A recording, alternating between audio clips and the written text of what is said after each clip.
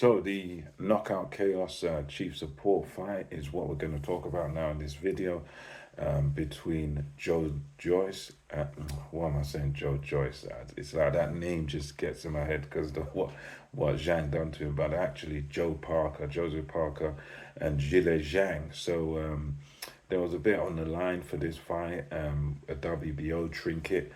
And I would say that most people had Zhilei Zhang going into this fight as a big favorite, just based on the job he done on Joe Joyce, and Joe Joyce seemingly sort of indestructible, immovable juggernaut, an immovable object. So I think most people picked Zhang to win this fight, and rightfully so. I couldn't, I couldn't really sway you myself. I picked Joseph Parker. I thought he could do it on points and basically just use his speed of hand, speed of foot, and pretty much stay out of Zhang's way. I was basing it sort of on the engine of Zhilei Zhang. I don't really rate his engine. He's a guy that sort of tires and depletes, sort of decreases as the fight gets into the later rounds. But in that first part of the fight, he's always extremely dangerous. He always has a good start to fights. I mean, he showed that against Joe Joyce and stuff. So I thought that's going to be his area, and if you can sort of get him out there, get him into the late rounds, then you have a solid chance. And I just thought Parker would. Excuse me, and yeah, that seems to be exactly what happened, but not how I thought.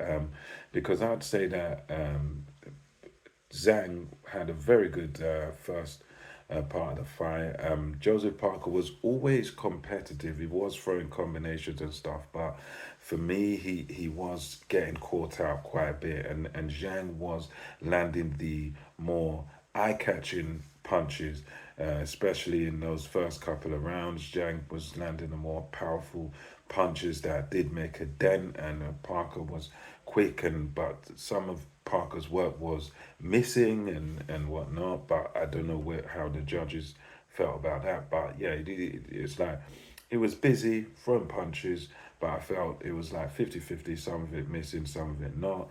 Zhang was a little bit more precise, but Parker did well for himself. He was always competitive. Knockdown comes in round three, with one of the trademark Zhilei Zhang big bangs, the trademark left hand straight through the middle.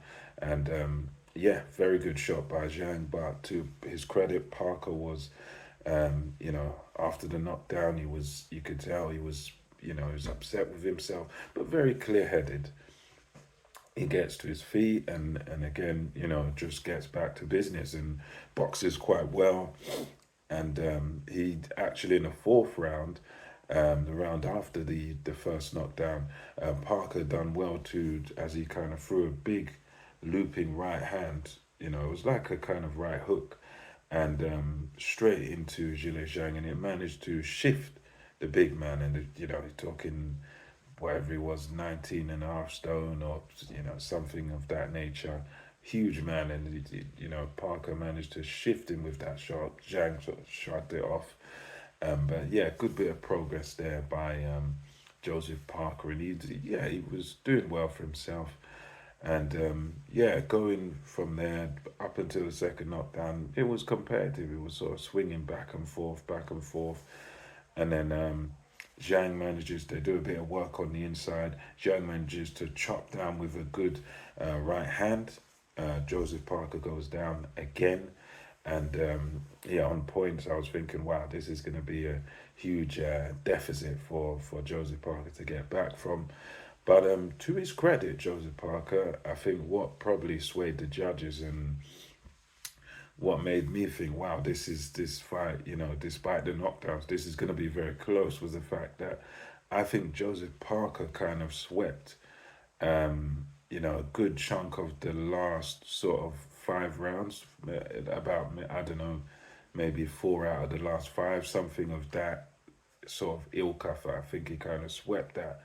And because as we got into the sort of, especially the last 4 rounds, there wasn't really much activity from Zhilei Zhang. He really took his foot off of the gas, and you know, even what he did land, he was happy to sort of not come through. So he may land on Parker, but then he was happy to just sort of stand off and not go for the kill.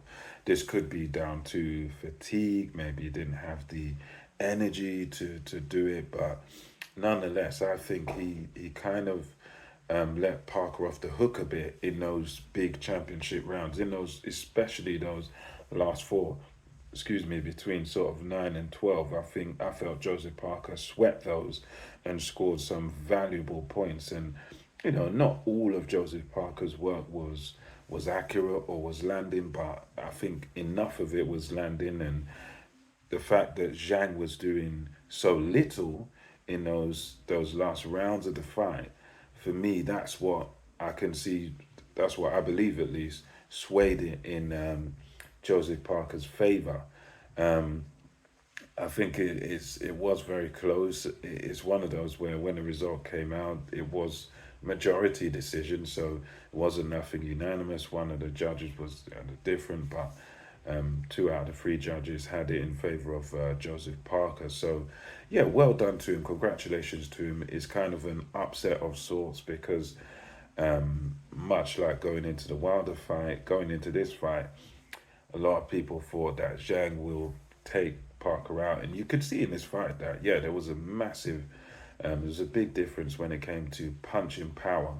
That when Zhang landed his haymakers, it really did, you know, it put Parker down, and when the opposite happened, Zhang was able to sort of take what Parker was doling out. So you could tell a big power differential. So I can understand that. But yeah, for me, Joseph Parker just sort of outworked Zhilei Zhang towards the end of the fight, and I think that's what swayed it in his favor. You know, it was razor thin, very very close, and I think the rematch is there for Zhilei Zhang if he wants it. And Andy Lee, trainer of Joseph Parker, was saying after the fight that, well, then they were asking him about what's next and who's next, and he was saying, pointing to Zhang and saying, well, they've got a rematch clause, so we'll be fighting them next. And if I don't know what Zhilei Zhang said himself, but I think that's probably the direction they're going down next. And it's one of those fights where it would be interesting. I wouldn't be overly excited to see that fight again, but if you're Zhilei Zhang, I think you've got to take it. You've got to take the rematch. Maybe start a bit faster and you know, try your luck. Try and get Joseph Parker out of there, and that's what you can do. Whereas if you're Joseph Parker, you got to stay out of the way of that left hand and just outbox this man. But I mean, yeah, good fight by Joseph Parker. Great achievement. I think this is a good win, and considering the form Zhilei Zhang was on, this win you could say it ranks above Deontay Wilder win, because with Wilder he was out of the ring for a long time, a year and a half, whereas with Zhilei Zhang he was on a high, on the crest of a wave, you know, coming off of explosive knockout victories. So to go in there and to beat that man, so get up from the two knockdowns, you know, outwork him at a lot of points in the fight. Very impressive by Joseph Parker, and congratulations to him, to his team and everything. Let me know what you thought about that in the comment section below. And until next time, it's MKO Pugilism, over and out.